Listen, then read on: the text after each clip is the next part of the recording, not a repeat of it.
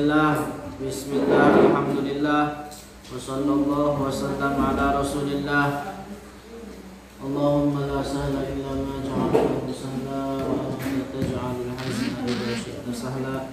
Allahumma 'allimna ma yanfa'una wanfa'na bima 'allamtana wa zidna 'ilma wa na'udzu bika min hali ahli an-nar.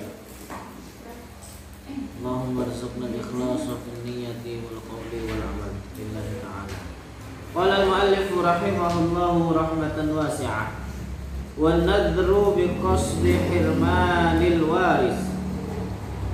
Kemudian bernazar di antara maksiat lisan yang selanjutnya adalah bernazar dengan tujuan menghalangi ahli warisnya. Dan ini termasuk nazar yang batil. Jadi ketika ada seseorang misalkan bernazar, kemudian tujuannya adalah menghalangi ahli warisnya untuk mendapatkan warisan, maka dia nazar tersebut tidak sah dan merupakan maksiat lisan. Misalkan contohnya seperti orang mengatakan, saya nazarkan seluruh hartaku yang dimiliki. Misalkan orang mau mati gitu, dia mengatakan, saya nazarkan seluruh hartaku untuk orang-orang fakir atau untuk masjid misalkan. Nah ini tujuan dia apa? Dan tujuan dia dari menazarkan seluruh hartanya itu agar ahli warisnya tidak dapat bagian apapun. Paham itu? Atau misalkan contohnya juga haram untuk menghibahkan seluruh harta dia terhadap orang fakir misalkan atau terhadap masjid misalkan, dengan tujuan agar dia tidak mendapat atau ahli warisnya itu tidak mendapatkan warisan, maka haram.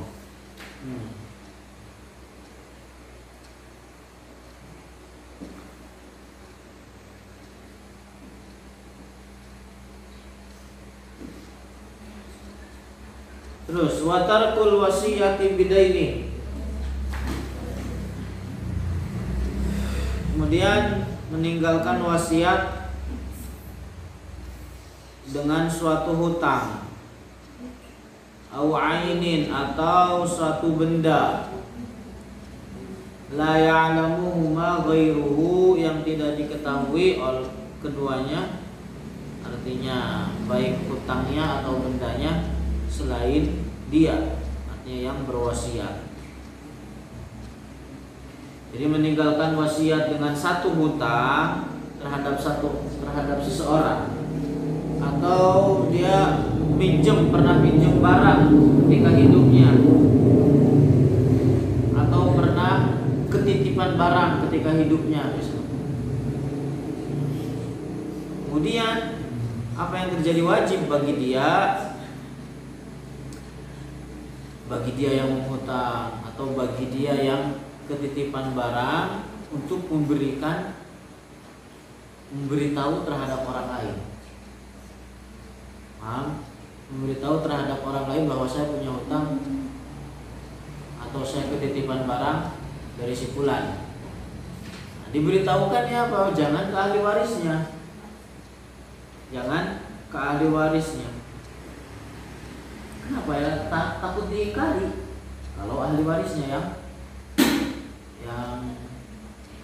dikabari. Misalkan orang nitipin barang, kemudian yang kena titipan itu dia udah setelahnya hampir bau tanah. Aturan apa yang harus dia lakukan? Mengkabarkan terhadap orang lain bahwa saya terkena titipan barang oleh si fulan. Yang dikabarin siapa? Jangan ahli warisnya. Paham? Jangan ahli warisnya. Kenapa? Kalau ahli warisnya yang dikabari, misalnya bapaknya mati, diakulah nanti. Paham nggak? Oh ini bapak saya kok yang beli, bukan titipan, bukan kamu yang nitipin misalnya. Paham itu? Nah, jadi dikabarkannya terhadap orang lain yang bukan ahli warisnya, yang tentunya yang sikoh. Atau kalau seandainya takut, udah dikabarin terhadap anaknya misalkan, takut khianat tadi anaknya seperti tadi ngaku-ngaku, maka apa? Seketika itu juga dikembalikan barangnya. Gitu. Nah, terus kalau seandainya wasiat tersebut sudah diketahui orang lain, ya udah berarti sunnah. Misalkan ada yang tahu, sunnah. Yang tadi dilakukan yang haram adalah dia tidak berwasiat kalau dia ketitipan barang, kalau dia punya hutang. Paham? Paham itu? Jadi kalau ada yang tahu tadi misalkan orang lain yang selain ahli warisnya, ya udah berarti wasiat hukumnya ketika itu adalah sunnah. Karena kenapa? Ada yang mengetahui. Paham itu? Terus walintima'u ila ghairi abihi. Kemudian alintima, apa alintima? Menisbatkan diri ila ghairi abihi, terhadap selain bapaknya.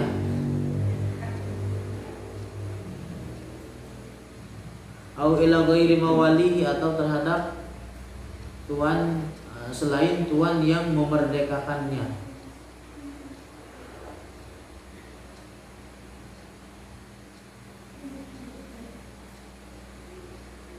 Seperti misalkan seorang budak, tadinya budak, kemudian dimerdekakan. Saya mah telah dimerdekakan oleh si fulan, tapi menyebut nama seseorang yang bukan memerdekakannya. Misalnya yang memerdekakan Zaid, budak tersebut mengatakan saya mah dimerdekakannya sama Komar, sama Mang Komar. Maka itu haram.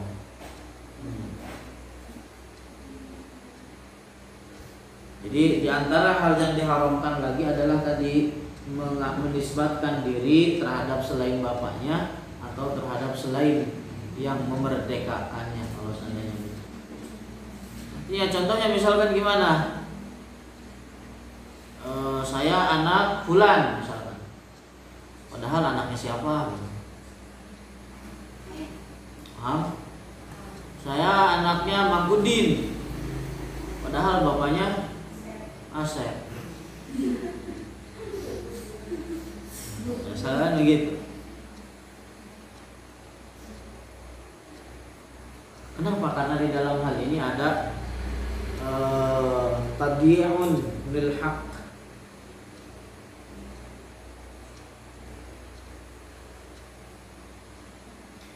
Kenapa coba di dalam perbudakan tadi haram untuk mengaku-ngaku terhadap orang yang bukan memerdekakannya? Karena di dalam hal itu ada hak. Jadi budak itu punya hak kalau udah merdeka dari tuannya. Misalkan kalau seandainya tuannya itu nggak punya ahli waris lagi, budak tersebut yang dapat warisan.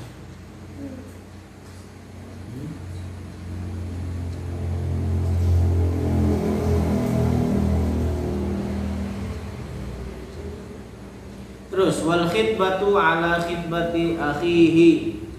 Selanjutnya melamar di atas lamaran saudaranya semuslim.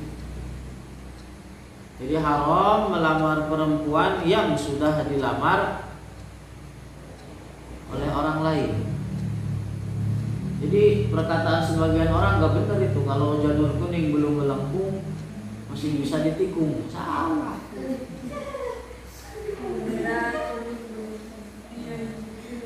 Artinya apa? Kalau udah dikhitbah orang nggak bisa maju lagi, udah stop meskipun jalur kuning belum melengkung. Kalau perempuan tersebut udah dilamar, udah dikhitbah, nggak bisa ditikung lagi meskipun jalur belum melengkung.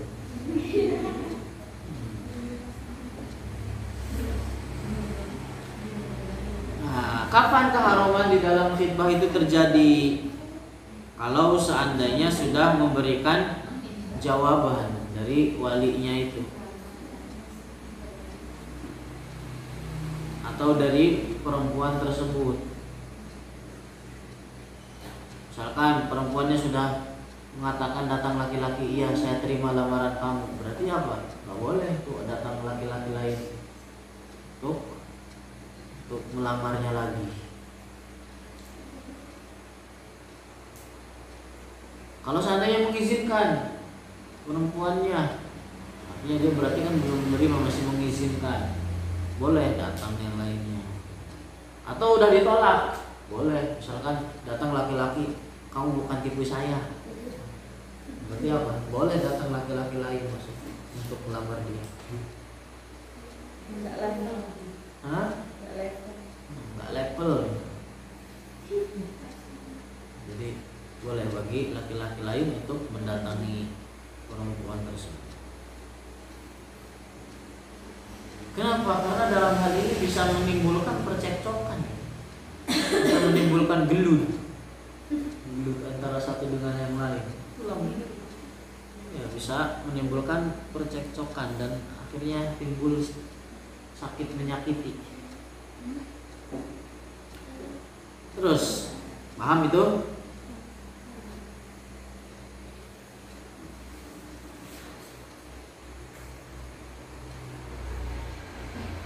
Wal fatwa bi ghairi ilmin. Kemudian maksiat lisan selanjutnya adalah berfatwa tanpa ilmu. Jadi antara maksiat lisan selanjutnya adalah berfatwa tanpa ilmu. Bahkan ini merupakan perbuatan dosa besar, berfatwa tanpa ilmu. Artinya apa? Berfatwa itu memberikan jawaban suatu hukum tanpa didasari dengan ilmu. Tidak disyaratkan harus jadi bukti. Paham itu? Meskipun santri begini, misalkan ditanya ibu-ibu di jalan, "Neng, hukum begini gimana?" Kalau seandainya nggak tahu, jangan dijawab. Jangan dijawab. Kalau seandainya menjawab tanpa didasari dengan ilmu, maka dia telah berfatwa tanpa ilmu. Begitu juga kalau seandainya jawabannya remeng-remeng. Oh, remeng-remeng. Ini kayak gini nggak ya, kemarin yang dijelasin Ustaz ini kayak gini nggak ya? Misalkan, jangan dijawab juga.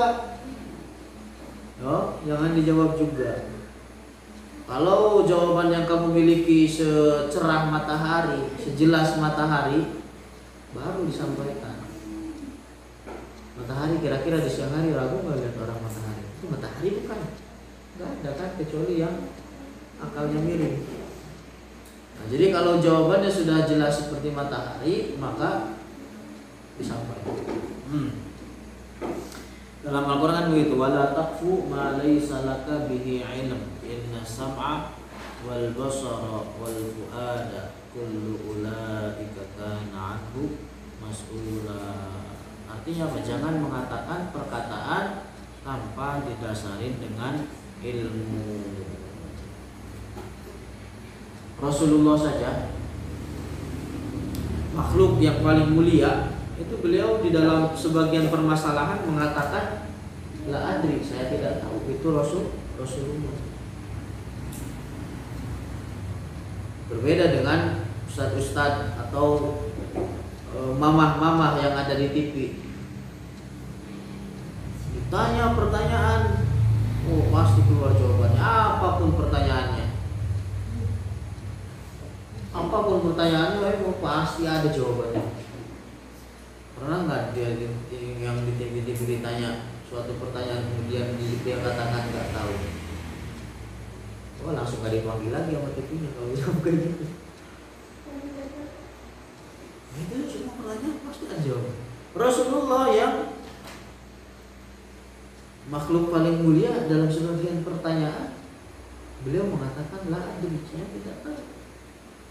Suatu ketika ditanya Rasulullah ditanya tentang sebaik-baiknya tempat dan seburuk-buruknya tempat yang ada di bumi.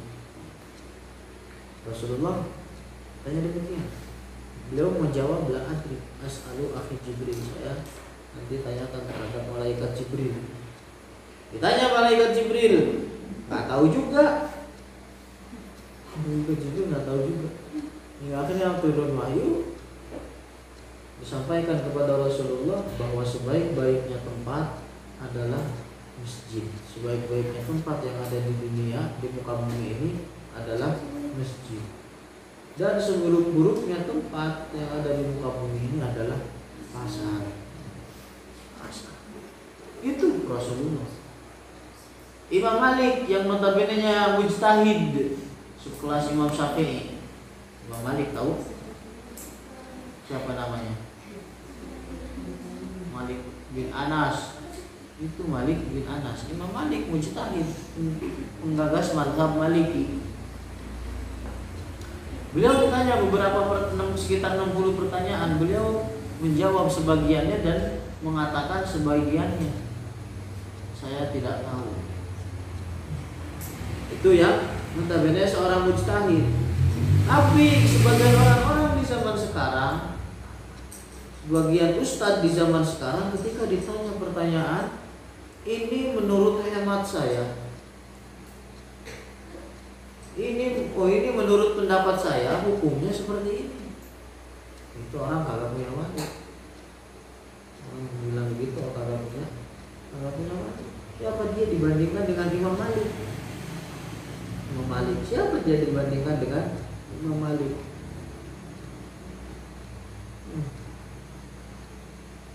Jauh. Siapa dia? Menurut pendapat saya. Ustaz, kayak mujtahid aja.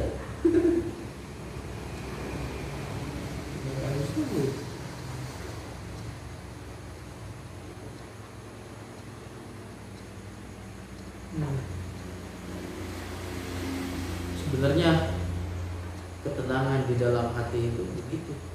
Ketika ditanya pertanyaan, artinya sejuk gitu, tenang di dalam hati. Ketika ditanya suatu pertanyaan, kemudian dijawab tidak tahu, kalau seandainya memang dia tidak tahu. Begitu kalau orang yang memiliki kecintaan terhadap akhirat. Begitu kalau orang yang memiliki kalau orang yang bertujuannya adalah keselamatan untuk akhirat. Kalau ragu-ragu, kalau remeng-remeng, kalau nggak tahu, dia berhenti, tidak merobos lagi.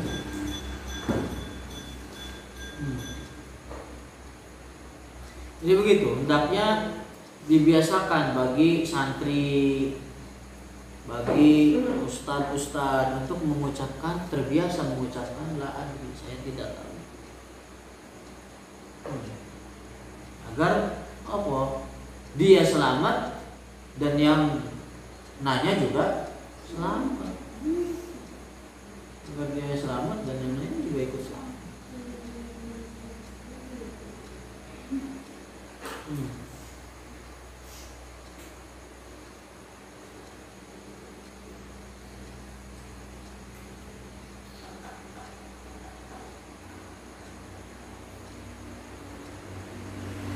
Begitu, makanya para ulama mengatakan la adri nisful ilm. Artinya apa? Menjawab la adri ketika dia tidak memiliki jawaban adalah perkara yang penting. Perkara yang penting.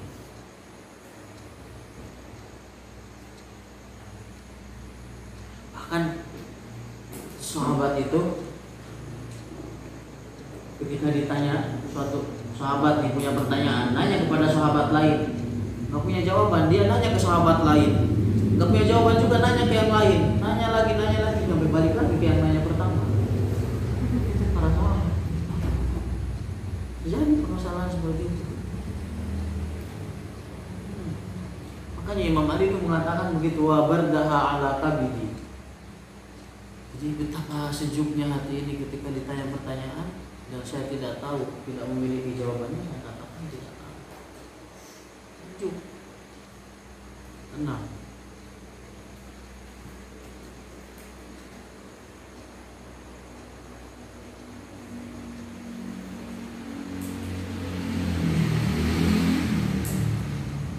Jadi bahkan para ulama mengatakan orang yang ditanya banyak permasalahan. Ini para ulama, Ibnu Salah mengatakan orang yang ditanya dengan banyak permasalahan, kemudian dia memiliki seluruh jawaban dari pertanyaan tersebut, dikatakan oleh Ibnu Salah dia adalah majnun. Gila. Itu Ibnu Salah mengatakan, rawaina an Ibnu Mas'udin annahu qala man aftan nasa fi kulli ma yastaftunahu. Orang yang memberikan jawaban permasalahan terhadap manusia di dalam setiap apa yang mereka katakan, bahwa majnun. Kan dia orang gila. Ya, para ulama.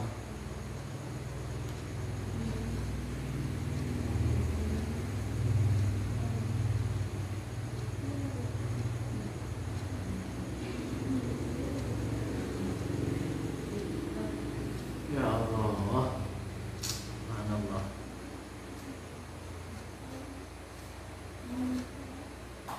Bahkan ada datang ke Imam Malik cerita, ada orang jauh-jauh datang menuju Imam Malik.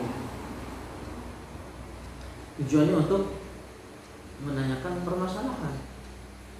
Dia datang jauh-jauh meninggalkan keluarganya, meninggalkan daerahnya, kampungnya yang dicinta dan dirindukan.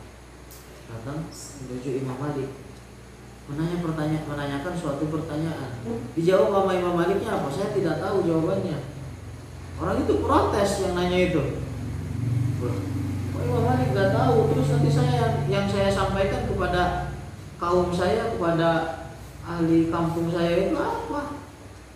Kata gitu kan. Katakan kepada mereka, kata Imam Malik, katakan kepada mereka, saya telah bertanya kepada Imam Malik, lalu Imam Malik menjawab saya tidak tahu. Gampang ya.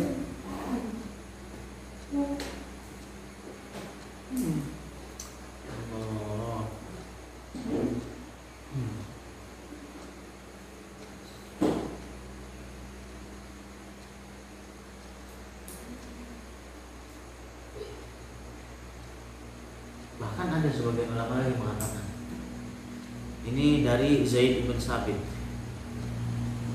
dia kalau ditanya pertanyaan, kalau ditanya suatu pertanyaan, dia jawabnya gimana?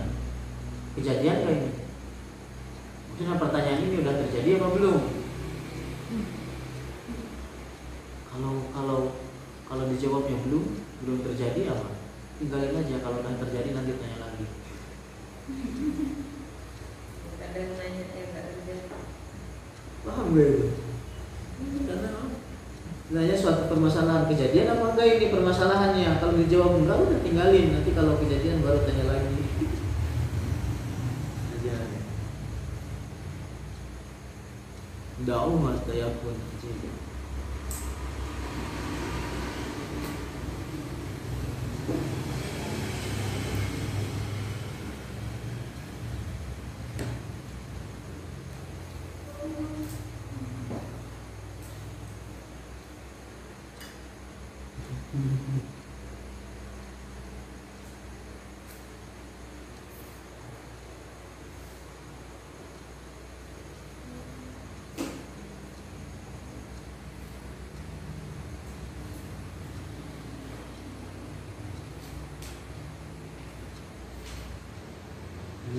Ada lagi cerita ini. Sa'id bin Katsir mengatakan, beliau mendengar Abu Dawud mengatakan, belajarlah mengucapkan untuk senantiasa mengucapkan saya tidak tahu.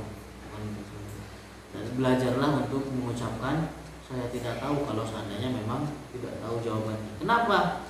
Karena ketika kamu mengatakan saya tidak tahu, mereka akan mengajarin kamu. Sudah ditanya atau permasalahan, saya bilang nggak tahu jawabannya karena memang nggak tahu, gitu kan? Apa yang akan terjadi, mereka akan ngajarin kita. Tapi kalau seandainya kamu jawab iya saya tahu, apa yang akan terjadi? Mereka akan bertanya kepada kita sampai kita nggak tahu lagi. Aja, itu penting. Sangat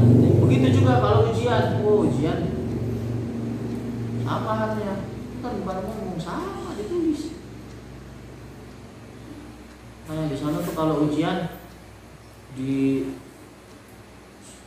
sebelum masuk soal ditulis la tufti bi ghairi ilmin, gede. Ini kalau nggak tahu ya udah jangan dijawab. Terus wa ta'limu wa ta'allumu ilmin mudirrin,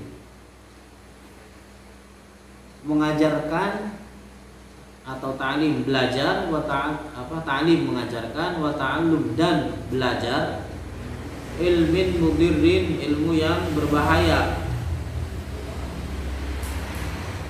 li ghairi sababin syar'iyyin tanpa ada sebab syariat yang sesuai tanpa ada sebab syarak.